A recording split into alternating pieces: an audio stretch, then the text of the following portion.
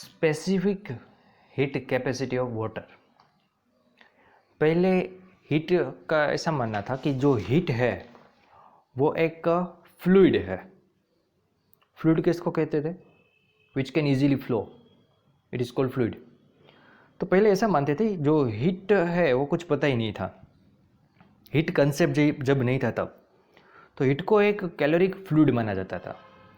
और वो जैसे अभी हमें पता है कि जो हीट फ्लो होती है वो हायर टेम्परेचर से लोअर टेम्परेचर की ओर उसको ट्रांसफ़र होती है, लेकिन पहले से ऐसे ही माना जाता है। तो हीट ट्रांसफ़र नहीं होती, क्या ट्रांसफ़र होता है? एक फ्लूइड ट्रांसफ़र होता है। जैसे एक ग्लास में से पानी दूसरे ग्लास में जैसे हम डालते हैं सेम वैसे ही। और उस फ्लूइड को कहा जाता था कैलोरिक फ्लूइड। दैट्स वाई जो हीट का यूनिट पुराना यूनिट है, ओल्ड यूनिट, वो है calorie. Old unit of heat is calorie. तो कैलोरी हीट का एक यूनिट है। तो जैसे हमने आगे भी पहले भी बात कर दी कि आप कैसी कंडीशन में टेम्परेचर है वो बढ़ा रहे हो। आप फ्लूइड का टेम्परेचर है वो बढ़ाना कहाँ से कहाँ तक चाहते हो, उस पर डिपेंडेड है। जैसे हमने बोला आगे कि आप आपके सब्सटेंस का टेम्परेचर 30 में से 31 करना चाहते हो या फिर 50 में से 51 करना चाहते हो, उस पे भी जो आपको हीट देनी पड़ रही है वो डिपेंडेड है कौन सी कंडीशन में और कौन से टेम्परेचर पे आप हीट दे रहे हो, उस पर भी डिपेंडेड है। पानी के लिए ऐसा ही ग्राफ आपको यहाँ पे डायग्राम में दिख रहा है। वो ग्राफ 0 से लेके 100 डिग्री सेल्सियस तक आपको चेंज करना है, 1 डिग्री का चेंज। तो कितनी हीट चाहिए वो ग्राफ में आप देख सकते हो। और पता चलता है इस ग्राफ को देखने से, प्रैक्टिकल ग्राफ है, कि जो हीट की वैल्यू है वो टेम्परेचर पे डिपेंडेड है। कहाँ से कहाँ तक आपको बढ़ाना है उस पर डिपेंडेड है, वो सेम नहीं है। तो कैलोरी डेफिनेशन हम किसको कहें? कितनी हीट को, कितनी अमाउंट ऑफ हीट को हमें कैलोरी कहनी चाहिए। क्योंकि मैं 30 से 31 तक जा रहा हूँ तो भी डिफरेंट हीट चाहिए। अगर मैं 60 से 61 तक टेम्परेचर बढ़ाना चाहता हूँ तो भी डिफरेंट हीट चाहिए। तो हमें एक स्पेसिफिक इंटरवल चाहिए हीट का, 1 डिग्री, लेकिन कहाँ से 1 डिग्री? तो वो वैल्यू है, उसके अकॉर्डिंग कैलोरी की डेफिनेशन हम नोट कर लेते हैं। 1 calorie is defined to be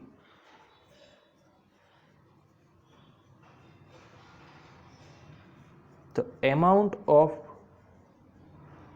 heat required to rise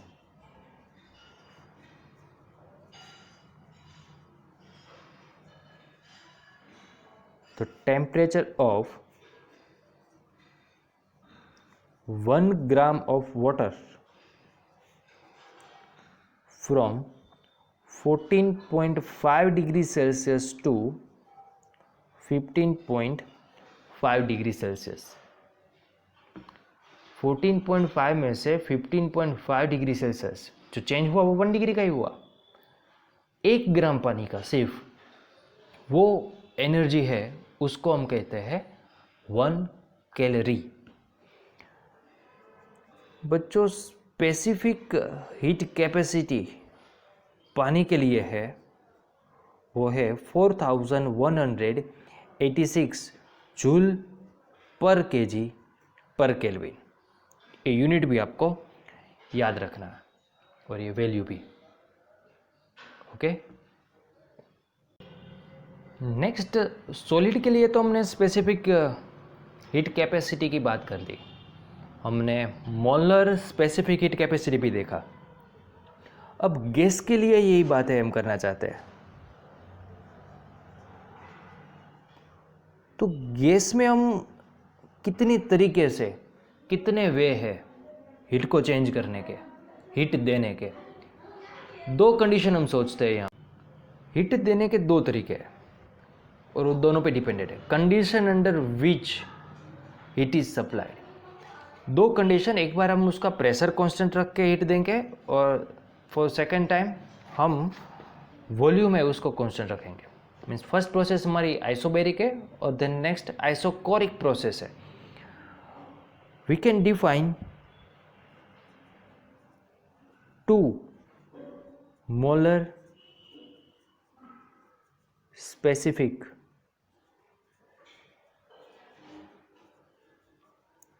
heat capacity of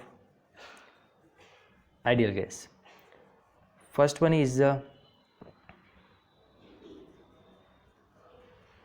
molar specific heat capacity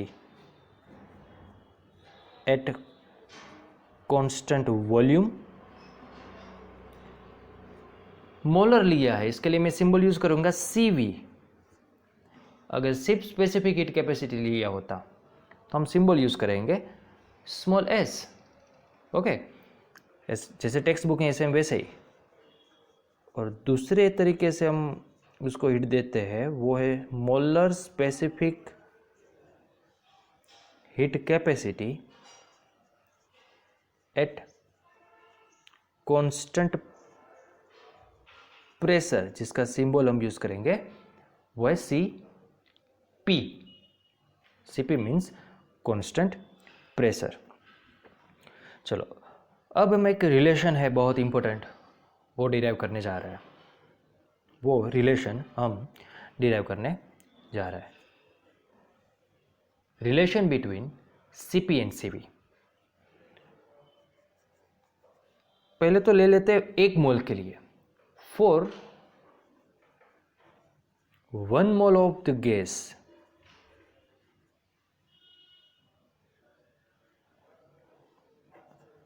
from first law of thermodynamics, delta Q is equal to delta U plus delta W and delta W is equal to P delta V। Reason लिख देते हैं, is equal to P delta V।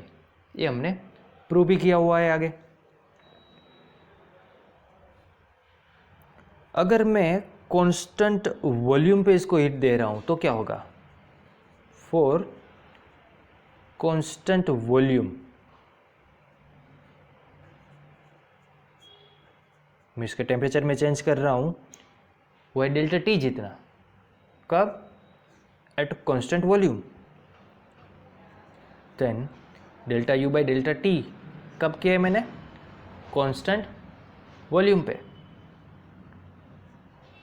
Plus 0। क्यों 0? क्योंकि volume constant है तो change in volume क्या होगा? 0 होगा। कांस्टेंट वॉल्यूम है तो उसमें कोई चेंज नहीं हो रहा है, मीन्स उसका चेंज है वो क्या है? 0 है। इज इक्वल टू क्या लिख सकते हैं हम? CV, क्योंकि यहाँ पे मोल है लेकिन मोल इज इक्वल टू क्या है? 1। मोल इज इक्वल टू क्या लिया है हमने? 1। सेम वैसे ही delta Q by delta T, mole is equal to क्या ले लिया हमने? 1। तो इक्वेशन में ऐसा मिल रहा है। और हमने जैसे आगे देखा कि जो चेंज इन इंटरनल एनर्जी है वो किस पे डिपेंडेड है? टेम्परेचर पे डिपेंडेड है। टेम्परेचर में चेंज करो आप, टेम्परेचर में चेंज करो तो उसकी इंटरनल एनर्जी चेंज होती है, वॉल्यूम से वो चेंज नहीं होगी। तो हम ऐसा लिख सकते हैं इंटरनल एनर्जी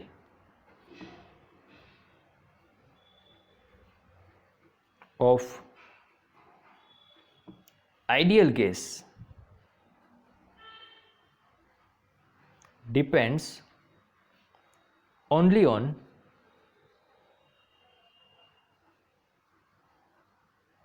टेम्परेचर। इसके लिए हम CV is equal to direct लिख देंगे delta U by delta T। अगर V नहीं लिखते हैं तो चलेगा। ये है हमारा इक्वेशन नंबर 1। चलो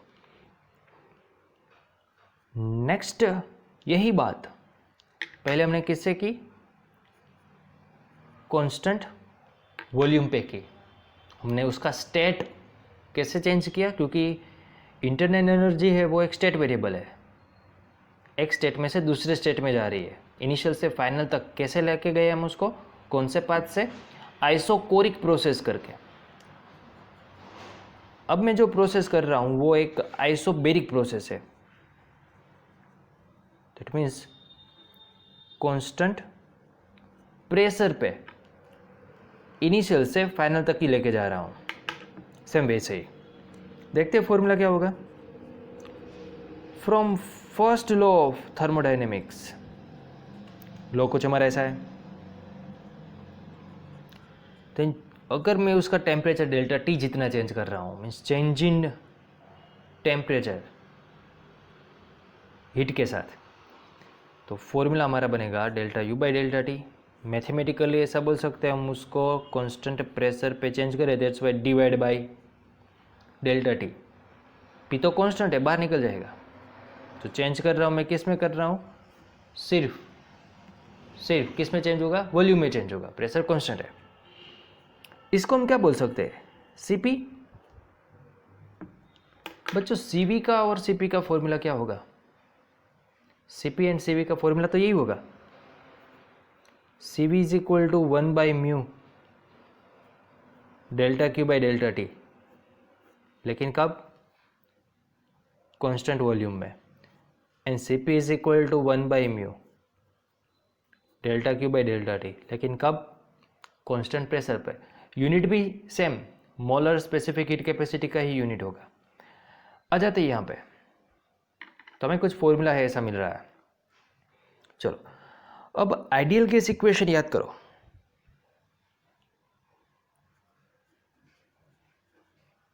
जो अपने केमिस्ट्री में पढ़ा हुआ है, जिसको हम फिजिक्स में चैप्टर नंबर 13 में पढ़ने वाले हैं। पीवी इज इक्वल टू क्या है, mu R T, that's why PV is equal to क्या लिख सकते हैं हम, आर टी। क्यों, क्योंकि मोल हमने क्या लिया है, म्यू इज इक्वल टू 1 मोल है। म्यू इज इक्वल टू क्या है हमारा, 1 मोल लिया हमने। Okay, that means change in volume with change in temperature is equal to क्या होगा, आर। कई बार बच्चे पूछते हैं सर ये कहाँ से आया, ये कहाँ से आया, इससे ये कैसे लिखा। Means just for your understanding, अगर मेरा टेम्परेचर T1 है तब प्रेशर तो कांस्टेंट है, वॉल्यूम चेंज हो रहा है, वो है V1।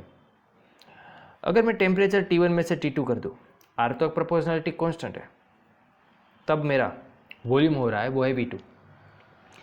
अगर इन दोनों इक्वेशन का मैं डिफरेंस ले लूं तो वो मेरे को जैसा मिलेगा, P is equal to P into V2 minus V1 is equal to R T2 minus T1, that means P delta V is equal to R delta T। बस यहाँ से ओके, तो इक्वेशन हमें मिला P into delta V by delta T is equal to R। इसकी value आप यहाँ पे रख दो, ये जो वैल्यू आपको मिली उसको आप यहाँ पे लिख दो। Then Cp is equal to आपको क्या मिलेगा, delta U by delta T at constant pressure plus R। ये है हमारा इक्वेशन नंबर 2। लेकिन इंटरनल एनर्जी है वो तो क्या एक स्टेट वेरिएबल है, तो आप कांस्टेंट वॉल्यूम पे ले लो या फिर आप कांस्टेंट प्रेशर पे ले लो, आपकी इनिशियल एंड फाइनल पोजीशन दोनों में सेम ही है। जब आपने ऐसे गए थे तब, और आप दूसरे वे से जा रहे हो तब। मीन्स अगर इक्वेशन 1 एंड इक्वेशन 2 में ये दोनों टर्म को देखने जाओ तो ये दोनों सेम ही है, change in internal energy with time. Okay, तो दोनों इक्वेशन को from equation 1 and equation 2 subtract कर देते हैं, इक्वेशन 2 माइनस इक्वेशन 1 करते हैं, तो हमें क्या मिलेगा, Cp minus CV is equal to, Cp में से इसको सब्ट्रैक्ट कर देंगे, ये टर्म चला जाएगा, इसमें से ये टर्म सब्ट्रैक्ट हो जाएगा, है ना, इसमें से ये सब्ट्रैक्ट हो जाएगा, तो क्या रहेगा, सिर्फ R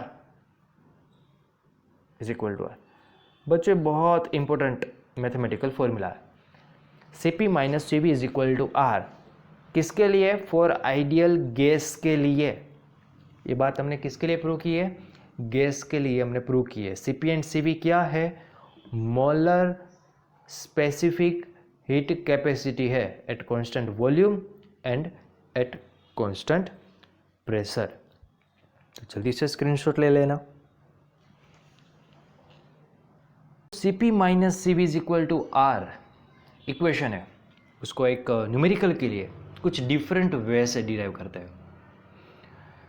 अगर कोई हमारा एटम मोशन कर रहा है तो उसके पास जो एनर्जी थी वो एनर्जी कितनी थी? हाफ केवीटी जितनी एनर्जी थी। अगर पॉसिबल डायरेक्शन है वो एक से ज़्यादा है तो वो एनर्जी कितनी होगी? तो हम करेंगे एक डायरेक्शन के लिए हाफ केवीटी, तो 2 के लिए 2 टाइम्स केवीटी, 3 के लिए 3 टाइम्स केवीटी। जैसे अभी डायग्राम में आपको दिख रहा है, अगर कोई मोनोएटॉमिक पार्टिकल्स है तो उसकी पॉसिबल मोशन करने की डायरेक्शन कितनी है? आइदर एक्स और वाई और जेड। तो उसकी एनर्जी क्या होगी? 3 टाइम्स हाफ केवीटी। अगर डायटोमिक पार्टिकल है तो डायटोमिक पार्टिकल के लिए यही कैलकुलेशन हम कैसे कर पाएंगे? सपोज एक डायटोमिक है, अभी मैंने रखा उसको एक्स एक्सिस पे रखा है, तो मेरी वाई एक्सिस हुई ऐसे और जेड एक्सिस कुछ ऐसे हुई, तो वो रोटेशनल मोशन करेगा जेड के रिस्पेक्ट में, आइदर वाई के रिस्पेक्ट में। मीन्स अगर डायटोमिक है तो वो एक्स डायरेक्शन में ट्रांसलेशन मोशन, वाई डायरेक्शन में ट्रांसलेशन मोशन और जेड डायरेक्शन में ट्रांसलेशन मोशन तो करता ही है, साथ में वो 2 रोटेशनल मोशन की भी पॉसिबिलिटी है उसकी। मीन्स टोटल उसके जो degree of freedom means possible direction of motion हुई वो 3 हुई। लेकिन अगर टेम्परेचर है वो ज़्यादा है, कम नहीं है, अगर टेम्परेचर कम है तो उसको बोलते हैं रिजिड रोटेटर। रोटेशनल मोशन है, that's why rotator. Rigid means particle है वो ऑसिलेट नहीं कर रहा, वाइब्रेशनल नहीं है। तो अगर टेम्परेचर हाई है तो उसको रिजिड रोटेटर नहीं बोलते। तब ये 5 पॉसिबिलिटी तो है ही, लेकिन साथ में ऑसिलेशन मोशन की भी 2 पॉसिबिलिटी बढ़ जाएगी, तो उसकी डिग्री ऑफ फ्रीडम हो जाएगी 3 ट्रांसलेशन के, 2 रोटेशनल के और 2 ऑसिलेशन मोशन के। मीन्स टोटल हुए 7। तो देखते हैं उसको आगे। Energy of a molecule or an atom is F by 2 kBT, where F is degree of freedom, means कितनी पॉसिबल डायरेक्शन है वो हुई मेरी डिग्री ऑफ फ्रीडम। तो अगर मेरा जो गैस है, आइडियल गैस, वो 1 मोल का है तो उसकी एनर्जी क्या होगी? क्योंकि हम Cp माइनस Cv रिलेशन है वो डिराइव कर रहे हैं, और जब हमने Cp minus Cv equation derive किया तब हमने जो गैस लिया था वो कितना लिया था? 1 मोल। जितनी भी हमने कैलकुलेशन की है 1 मोल के लिए हमने कैलकुलेशन की है। इसके लिए तो हमने यहाँ पे Pv इज इक्वल टू सिर्फ RT लिखा है, क्योंकि म्यू इज इक्वल टू क्या लिया है हमने? 1 मोल लिया। तो सेम इक्वेशन में वही लिख रहा हूं। तो एनर्जी, द टोटल एनर्जी,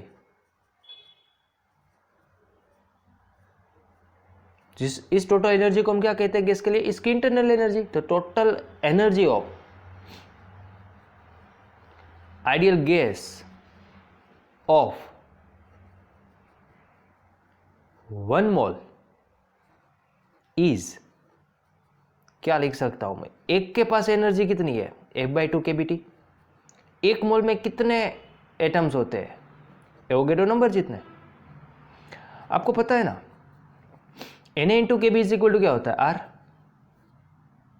हमने आगे बात कर दी है, Na इंटू के बी इज इक्वल टू क्या होता है, R होता है, जो हमने पहले भी डिराइव किया हुआ है ऑलरेडी, जब हमने सॉलिड के लिए यही इंटरनल एनर्जी फाइंड की थी तब।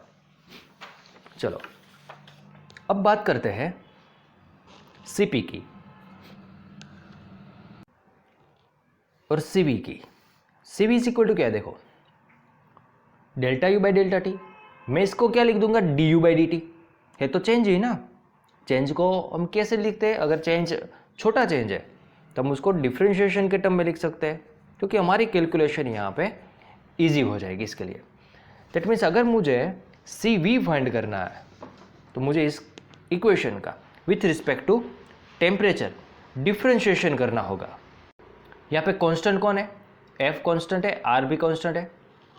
आपको पता है डिफ्रेंशिएशन में कांस्टेंट डिफ्रेंशिएशन से बाहर निकल जाता है। तो ये हो गया मेरा इक्वेशन नंबर 1।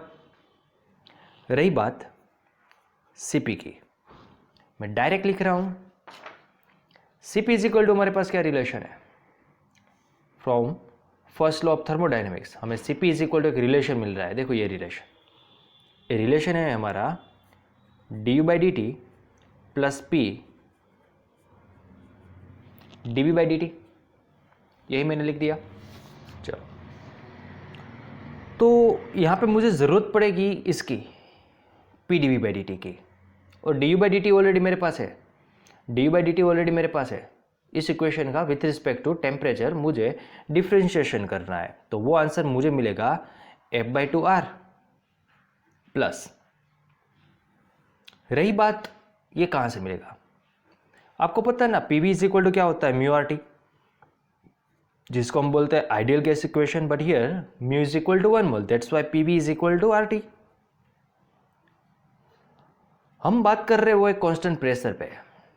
अगर प्रेशर मेरा कांस्टेंट है तो इसका मैं with respect to temperature differentiation करूंगा तो P तो कांस्टेंट है, बाहर निकल जाएगा।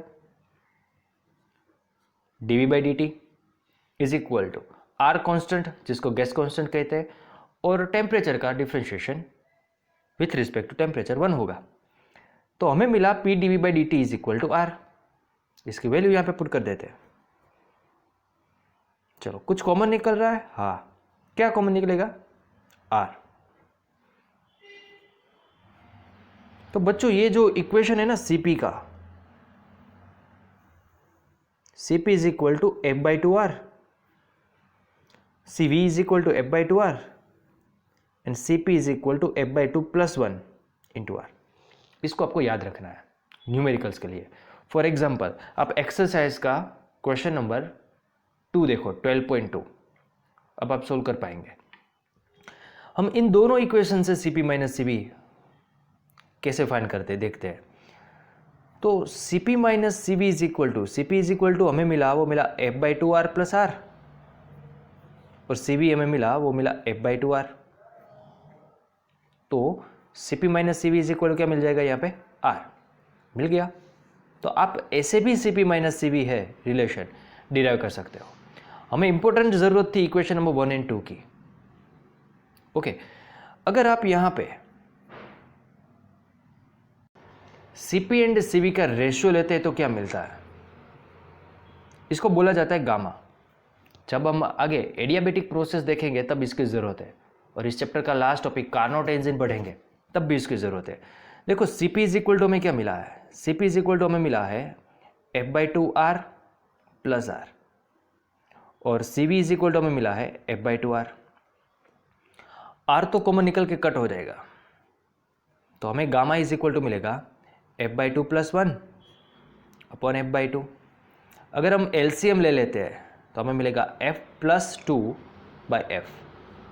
तो गामा इज इक्वल टू होता है एफ प्लस 2 बाई एफ। इस रिलेशन को भी आपको न्यूमेरिकल्स के लिए MCQ के लिए याद रखना ज़रूरी है।